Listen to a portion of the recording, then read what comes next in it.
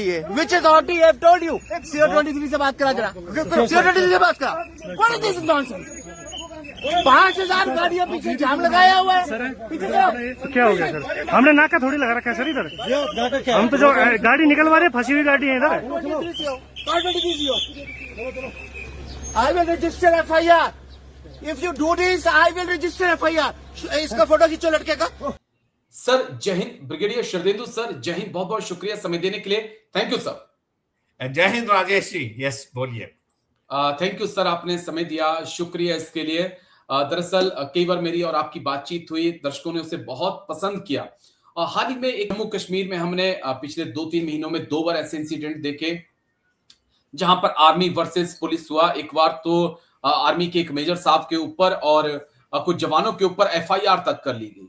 दूसरे इंसिडेंट में खुलेआम जो है पुलिस के अधिकारी इंडियन आर्मी के जवानों को जो कि ऑपरेशन के लिए निकल रहे थे उनको धमकाते नजर आए कि आपके ऊपर एफआईआर कर दूंगा, आप थाने के चक्कर काटते रहेंगे।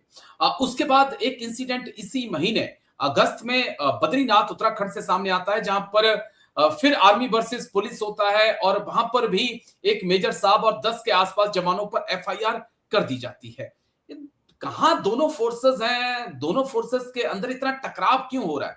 हम पहले भी देख चुके हैं कि हमारे जवानों के ऊपर, हमारे जेसीओस के ऊपर, इवन हमारे सर्विंग कर्नल साहब के ऊपर जो है पुलिस हाथ उठा चुकी है और उसके बाद भी इंसिडेंट लगातार बढ़ रहे हैं। सर वाई, क्या कारण इसके पीछे देख रहे हैं? देखिए राजेश जी, मैं इस तरीके के इंसिडेंट से बहुत आहत होता हूं और साथ में एक मैसेज देना चाहता हूं आपके चैनल के माध्यम से कि जो हिंदुस्तान की पुलिस है, जो आज किसी भी स्टेट की हो, आपको इसके लिए सेंसिटिव रहना होगा। आप जो सेना का जो जवान है, सेना के जो अधिकारी हैं या जेसीओ हैं, आपको उनकी रिस्पेक्ट, उनका ड्यूज देना पड़ेगा। और साथ में अब समय आ गया है कि पुलिस इस तरीके की कोई भी कार्रवाई करने से पहले यूनिट के कमांडिंग ऑफिसर या यूनिट के एक स्टेप अप ब्रिगेड की परमिशन लेके ही आप कोई एक्शन लें।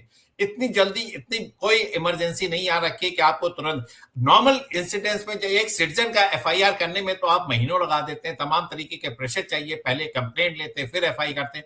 और फौज के अगेंस्ट अगर कोई कार्रवाई करनी होती तो आप तुरंत एफआईआर कर लेते हैं। और जो स्टैंडर्ड चार्जेस हैं राजेश जी कि इंटॉक्सिकेटेड था, मिसबिहेव किया, गालियां दिया, एक स्टैंडर्ड तरीके से आप चार्जशीट बनाते हैं तब उसके एफआईआर करते हैं। तो ये सारी चीजें अपने आप में गलत हैं और मेरा मानना है कि ये जो क्लैशेस हैं बढ़ते जा रहे हैं, ये अगर नहीं रोके गए तो आगे आने वाले दिनों में ये भारतीय सेना के लिए बड़ा डिटोरेटिंग फैक्टर होगा। क्योंकि जवान देखिए जब फौज में आता है तो वो एक सेल्फ प्राइड के साथ आता है, वो नेशन के लिए सब कुछ कुर्बान करने के लिए तैयार रहता है। लेकिन जब उसको अपने ही देश में, अपने ही गांव में, अपने ही मोहल्ले या शहर में इस तरीके का बर्ताव मिलता है तो वो उससे सहन नहीं होता है और कहीं ना कहीं वो फिर वो क्लैश को जन्म देता है। और इसके इंसिडेंसेस हैं, आर्मी वर्सेस पुलिस के क्लैशेस बहुत समय से होते रहे हैं सिंस इंडिपेंडेंस। अगर आप देखें तो हर महीने एक केस कहीं ना कहीं किसी न किसी प्रांत में होता है। वजह यह है कि आपने पुलिस को इतनी पावर दे रखी है फौज के अगेंस्ट कार्रवाई करने के लिए कि वो फट से एफआईआर करता है। आज की डेट में ईगो लोगों का बढ़ गया है, लोगों की बात सुनना नहीं है, सिर्फ एक्शन करना है और क्लैशेस। और दूसरी तरफ थोड़ा सा भारतीय सेना के जवानों को, अधिकारियों को, जेसीओ को थोड़ा सा संयम रखने की जरूरत पड़ेगी। वो एक सिस्टम फॉलो करते हैं, आप उसको समझिए, लेकिन किसी भी हालत में आप उनके साथ मिसबिहेव ना करें, रफ तरीके से एक्ट ना करें। आप सेना के एक जवान हैं या जेसीओ अधिकारी, आपका एक ओहदा है और अब समय आ गया है एक तरीके की आपको इम्यूनिटी अगर आप देते हैं कि आप डायरेक्ट एफआईआर कंप्लेंट लॉन्च नहीं करेंगे टिल द टाइम उसके ब्रिगेड या कमांडिंग ऑफिसर का आपको क्लियरेंस नहीं मिलता। तो इस तरीके का अगर एक बिल पास हो जाए या गवर्नमेंट ऑर्डर इशू कर दिया जाए तो सारी समस्याओं का निदान हो जाएगा और इस तरीके का मिसबिहेवियर खत्म होगा। और जहां तक सेना में जिसने भी मिसबिहेव किया उसका आप सेना के अंदर कोड ऑफ इंक्वायरी, तमाम तरीके के डिसिप्लिनरी एक्शन होते हैं, आप ले सकते हैं। लेकिन पुलिस एक तरीके से आपके ऊपर एफआईआर करे, आपके ऊपर एक्शन करे, ये एक्सेप्टेबल नहीं, क्योंकि जवान इससे आहत होता है और ये सेना के मोरल मोटिवेशन के लिए ठीक बात नहीं है। ओके सर, और ये बड़ा इंटरेस्टिंग है। लेकिन कई बार ऐसा लगता है जब क्योंकि हम मीडिया में रहते हैं तो तमाम तस्वीरें आती रहती हैं, कई बार ऐसा लगता है कि वर्दी पहनने के बाद कुछ लोग जो है वो संविधान से ऊपर खुद को समझने लगते हैं।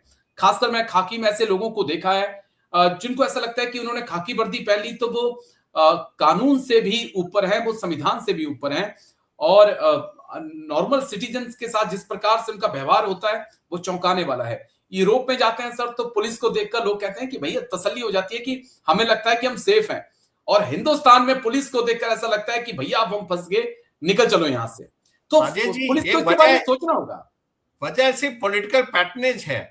जो रूलिंग पार्टी है, जब तक उसके एमपी एमएलए डीएम को या पुलिस अधिकारी को बोलते नहीं, एफआईआर होती नहीं। आप एफआईआर लॉन्च करा के दिखा दीजिए पुलिस स्टेशन जाके कि आपके साथ ये जाती हुई, वो नहीं लॉन्च करते हैं, वो कंप्लेन रखते हैं और फिर वो अपने पॉलिटिकल लीडर या तमाम सीनियर अधिकारी से पूछते हैं कि एफआईआर लॉन्च करनी है कि नहीं। ये तो हमारा सिस्टम हो रखा है। तो ये पॉलिटिकल पैटर्नेज की वजह से है। जिसकी सरकार होगी उसके तो एफआईआर तुरंत हो जाएंगे, बाकी आम नागरिकों की कोई सोच। इसीलिए सिस्टम कोलैप्स हो रहा है, इसीलिए जनजीत सड़कों पे आता है। क्यों आप मजबूर करते हैं इस तरीके की व्यवस्था बनाने में? तो हमारे कहीं ना कहीं व्यवस्था चरमरा चुकी है। आपके ऊपर एक गाइडलाइन देना पड़ेगा। तमाम तरीके के पुलिस के अंदर इंटरनल चेक होते हैं, वो सूडो एक बन के कंप्लेनेंट बन के जाते हैं पुलिस स्टेशन, एफआईआर लॉन्च करते हैं, लेकिन ये सारी इंफॉर्मेशन पर्कुलेट डाउन हो जाती है। उनको पता लग जाता है कि अधिकारी सिविल क्लॉथ में आएगा एफआईआर कराने, वो तैयार रहते हैं एफआईआर करने के लिए। लेकिन आम नागरिकों को ये सुविधा नहीं है। हमारा ये बड़ा पर्सनल एक्सपीरियंस है। किसी भी केस में आप एफआईआर कराने चाहिए, होती नहीं हो, सुनते नहीं। आपको बैठाएंगे, सब करेंगे, लेकिन कंप्लेन फिर वो पूछेगा। तो ये व्यवस्था ठीक नहीं। ये आम नागरिकों के साथ ये व्यवहार है। और सेना के साथ तो क्लैश है, आपके बात डिस्कशन हो जाता है, तो वो ईगो हर्ट होता है और फिर आपके ऊपर इस तरीके की वो कार्रवाई। ओवरऑल सिस्टम चरमरा गया पूरा आज की डेट में। इसकी ओवरऑल की जरूरत है। ओवरऑल मुझे लगता है ओवरऑलिंग करनी पड़ेगी, पूरा चेंज करने की जरूरत है सर, क्योंकि क्या ही बोले, चाहे एजुकेशन सिस्टम है, चाहे हॉस्पिटल का मेडिकल में आप चले जाइए, चाहे एजुकेशन में, चाहे पुलिस में आप चले जाइए, चाहे आप अधिकारियों के पास जो डिस्ट्रिक्ट्स में बैठे हैं उनके पास काम कराने चले जाइए, बद से बदतर हालात है।